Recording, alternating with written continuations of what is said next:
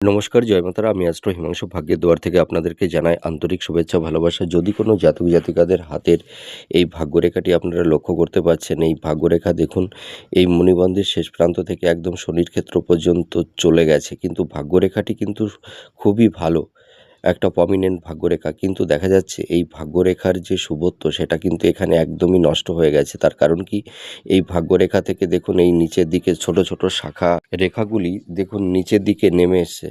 তার মানে এই যে ভাগ্যরেখাটি, এই ভাগ্যরেখা থেকে দেখুন নিচের দিকে ছোট ছোট শাখা রেখা নিচের দিকে নেমে এসছে, এবং এই ভাগ্যরেখা থেকে দেখুন আরেকটি রেখা এই যে একদম পুরো নিচের দিকে নেমে এসে একদম রাহুর স্থানে চলে গেছে। তার মানে এটা ভীষণ নেগেটিভ। তাছাড়া দেখা যাচ্ছে যে নিম্নমঙ্গলের ক্ষেত্র থেকে দেখুন একটি রেখা এই ভাগ্যরেখাকে কেটে পুরো উচ্চমঙ্গলের দিকে চলে গেছে। তার মানে এই ধরনের রেখা থাকলে সেই সমস্ত জাতক জাতিকাদের বিভিন্ন ঝুট ঝামেলা, আইনি স্থাবর ভূ সম্পত্তি প্রপার্টি সংক্রান্ত বিষয় নিয়ে নানা রকমের ঝুট ঝামেলা তৈরি করে দেয়। তাছাড়া দেখা যায় এই সব জাতক জাতিকারা ভাগ্যের তেমন কোনো সাপোর্ট পায় না।